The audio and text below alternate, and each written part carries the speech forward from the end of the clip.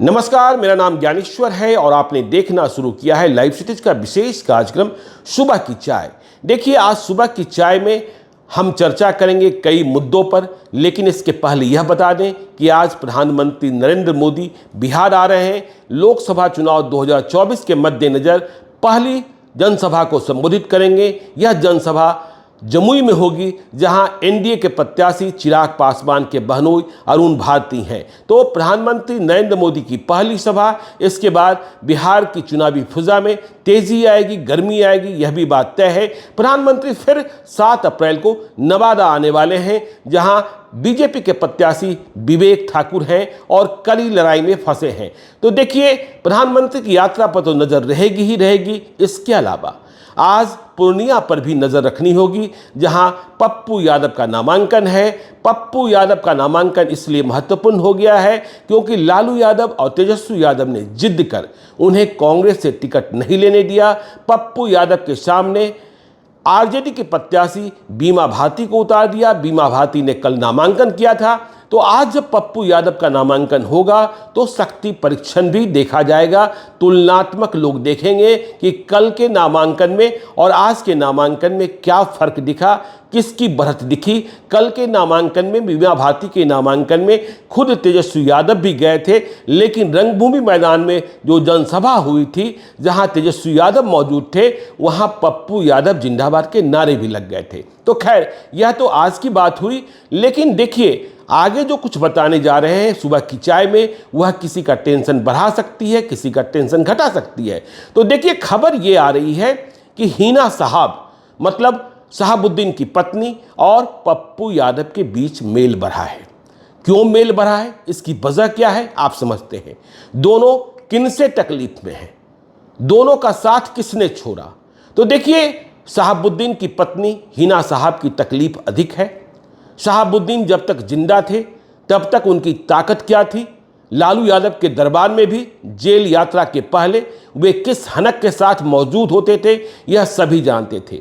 लेकिन जब शहाबुद्दीन दिवंगत हुए तो किस तरीके से लालू यादव और तेजस्वी यादव ने शहाबुद्दीन की फैमिली से अपना रिश्ता नाता तोड़ लिया, यह भी पता है। तो इस बात की पीड़ा में हिना साहब तो रहती ही रहती हैं। इसलिए जब लालू यादव और तेजस्वी यादव ने संपर्क साधने की कोशिश नहीं की, रिश्ते को बनाए नहीं रखा, तो हिना साहब चुनाव मैदान में आ गई हैं और सिवान के चुनाव मैदान में निर्दलीय चुनाव लड़ रही हैं।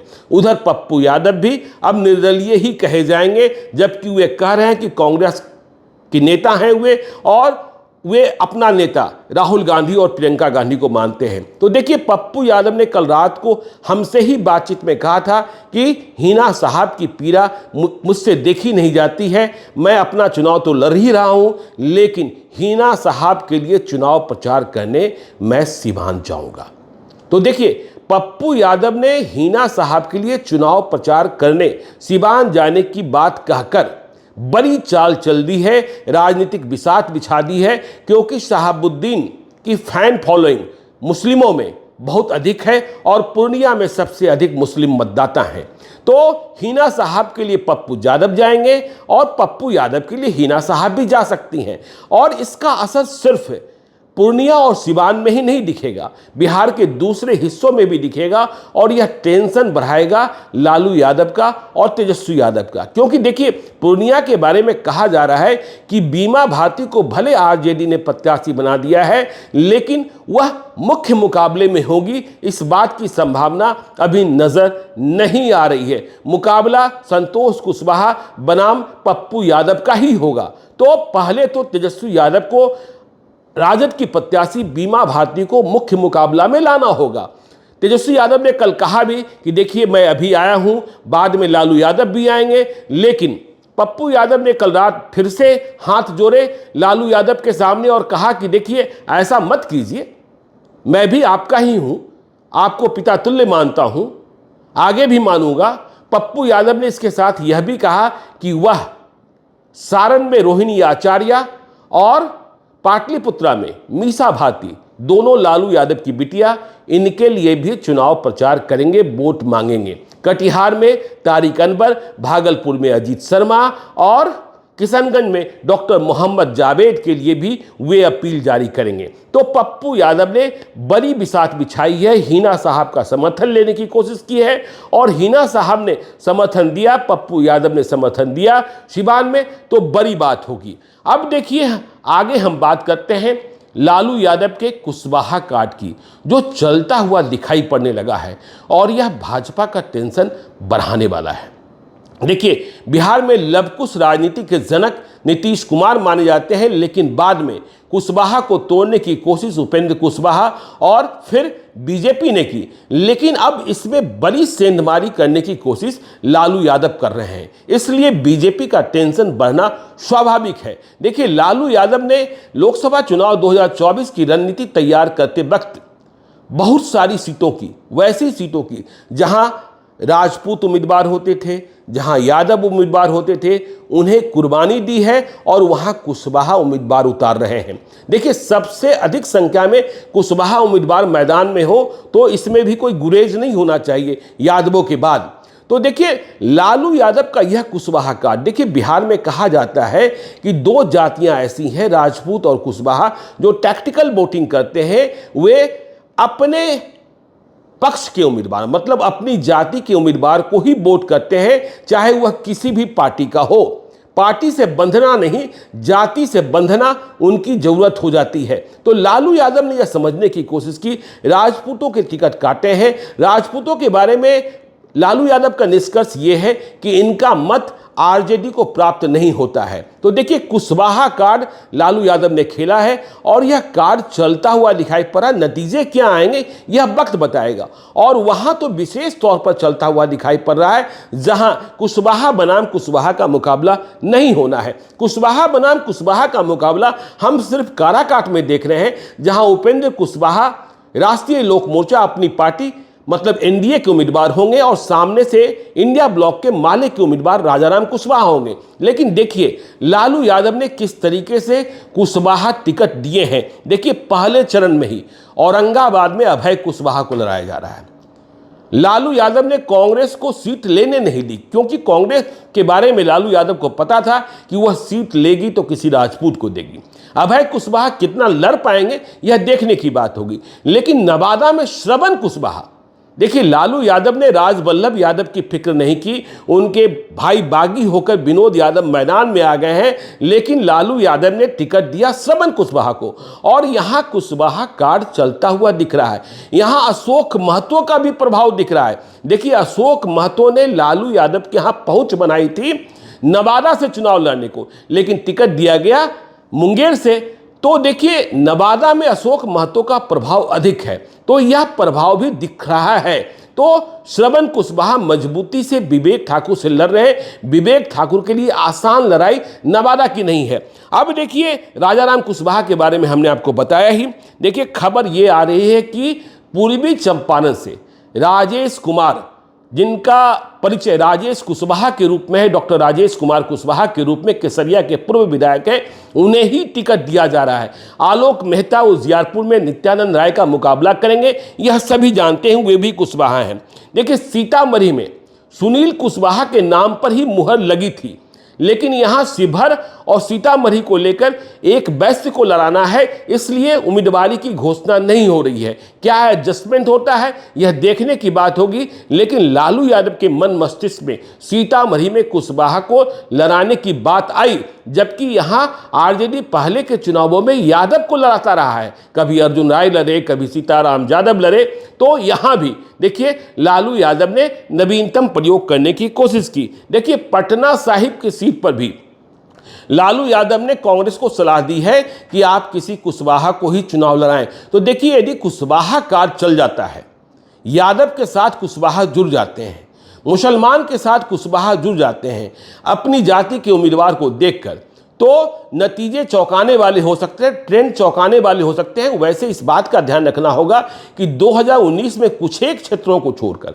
जीत हार का फासला इतना बड़ा था कि यह समेट लिया जाएगा, इसमें हमें शक दिखता है। लेकिन हाँ कुशवाहा कार्ड चलता हुआ दिखता है और इसका असर पता नहीं आगे बिहार विधानसभा के चुनाव में क्या होगा, यह देखने समझने की बात होगी। विधानसभा का चुनाव कब होता है यह अभी तय होना है।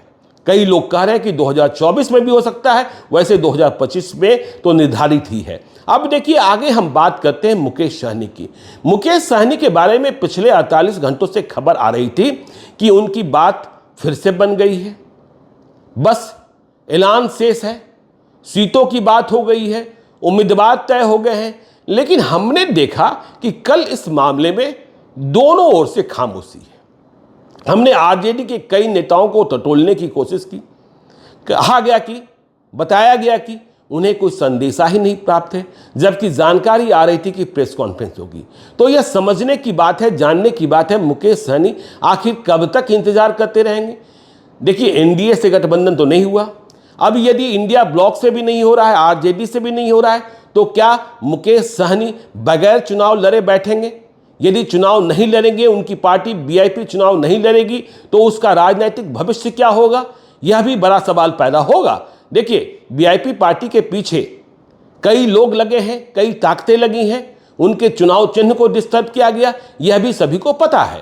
तो मुकेश सहनी क्या आज भर का इंतजार करेंगे या फिर कुछ और सोचे हुए हैं? आरक्षण का मुद्दा बनाकर या आरक्षण की बात नहीं बन रही है, वे किसी और रणनीति पर काम करेंगे, यह देखने समझने की बात है। तो देखिए मैं इसलिए कह रहा हूं कि अजय निषाद भी अब इंडिया ब्लॉक में ले आए गए हैं, कांग्रेस में ले आए गए हैं, और उधर से एनडीए से बीजेपी ने अजय निषाद का टिकट काटकर मुकेश सहनी के ही पुराने शिष्य राजभूषण चौधरी निषाद को टिकट दिया है। वो राजभूषण चौधरी निषाद जिन्हें 2019 के लोकसभा चुनाव में अजय निषाद ने ही 4 लाख से अधिक मतों के अंतर से चुनाव हराया था। खैर, तो गाड़ी अटकी हुई है मुकेश सहनी की। अब देखिए आगे हम बात करते हैं जहानाबाद की, और जहानाबाद के सांसद चंदेश्वर चंद्रवंशी की। देखिए चंदेश्वर चंद्रवंशी क्या कह रहे हैं और संदेशा भूमिहारों को क्या दे रहे हैं। लाइव सिटीज की रिपोर्टर समरीन ने चंदेश्वर चंद्रवंशी से बातचीत की थी। बातचीत का वह वीडियो भी आपने देखा होगा। यदि उस बातचीत को हम डिकोड करें तो चंदेश्वर चंद्रवंशी जहानाबाद के भूमिहारों को यह संदेश दे रहे हैं कि देखिए मैं तो किसी का भी नुकसान करने वाला व्यक्ति ही नहीं हूं, मेरे भीतर अहित का भाव है ही नहीं। मैंने किसी को गाली दी हो, मैंने किसी का सम्मान नहीं किया हो, और भूमिहार जाति के प्रति मेरे मन में सम्मान तो पहले से रहा है। उन्हें मैंने हमेशा आदर के भाव से देखा है। तो आपका गुस्सा किस बात का, और इस बात को क्यों नहीं समझ रहे हैं? वे भूमिहारों को समझाने की कोशिश कर रहे थे कि मैं तो अहितकर हूं ही नहीं। यदि हमने किसी का लाभ नहीं पहुंचाया तो किसी का नुकसान तो नहीं पहुंचाया, लेकिन यदि आपने हमारा नुकसान पहुंचा दिया तो क्या आपका फायदा होने वाला है? आपके पास फिर कौन आएगा? हमने कभी ऊंची आवाज में बात नहीं की, और यदि हमारा अहित हुआ तो आप ऊंची आवाज को सुनने के लिए तैयार हैं? तो जहानाबाद की राजनीति में बहुत सारे रंग दिखने को मिल रहे हैं, समर्थन के, विरोध के, और कई इंडिपेंडेंट एनालिस्ट कह रहे हैं। देखिए मेरे पास ओपिनियन पोल करने वाली एक बड़ी कंपनी के सर्वे के कुछ लोग आए थे, वे जहानाबाद से लौटे थे। वे कह रहे हैं कि जिस तरीके से भूमिहार आक्रामक है उसका परिणाम कुछ दूसरा भी हो सकता है। क्या हो सकता है? कि अति पिछड़े गोलबंद हो सकते हैं, और अब वह जमाना चला गया कि आप जबरिया वोट दिला देंगे। जबरिया वोट किसी से नहीं दिला सकते हैं। वह कहकर जाएगा कि मैं आपके कहे अनुसार ही वोट डालूंगा, लेकिन भीतर जाकर वह अपने मन का गुबार जो आपके प्रति भरा है उसे निकाल देगा। तो जहानाबाद में टक्कर तो बहुत जबरदस्त है, इसमें कोई शक नहीं। भूमिहार कह रहे हैं अस्मिता की लड़ाई है, जहानाबाद सीट बचाने की लड़ाई है। और अब चंदेश्वर चंद्रवंशी भी भूमिहारों को समझाने में लगे हैं, मैं नुकसान करने वाला नहीं हूं, क्या आपको नुकसान पहुंचाने वाला ही पसंद है? तो ये सारे गणित, ये जोड़ तोड़ जहानाबाद में चल रहे हैं, इन पर नजर रखनी होगी। जहानाबाद का चुनाव बहुत ही दिलचस्प है, लेकिन अभी देरी है। क्या सब होगा वह आपको हम बताते चलेंगे, क्योंकि नीतीश कुमार ने सोशल इंजीनियरिंग की है जहानाबाद की। और 2019 में नीतीश कुमार गिरते लुढ़कते पास हो गए थे। मैं इसलिए गिरते लुढ़कते कह रहा हूं क्योंकि मात्र 1751 मतों से चुनाव जीते थे चंदेश्वर चंद्रवंशी। लेकिन लाइव सिटीज की रिपोर्टर समरीन से बात में चंदेश्वर चंद्रवंशी ने दावा किया कि मेरे साथ नए वोट जुड़ गए। इस बार हमारी जीत 1 लाख मतों से होने वाली है। ये कौन से नए वोट जुड़े हैं, यह भी समझने की बात है। इसे भी हम आगे आने वाले दिनों में डिकोड करेंगे। तो आप देखते रहिए लाइव सिटीज को। यदि अब तक आपने हमारे यूट्यूब चैनल लाइव सिटी को सब्सक्राइब नहीं किया है तो जरूर कर लीजिएगा। और यदि इस वीडियो को फेसबुक पेज के माध्यम से देखें तो पेज को लाइक कीजिएगा, ट्विटर पर भी हमें फॉलो कीजिए। धन्यवाद।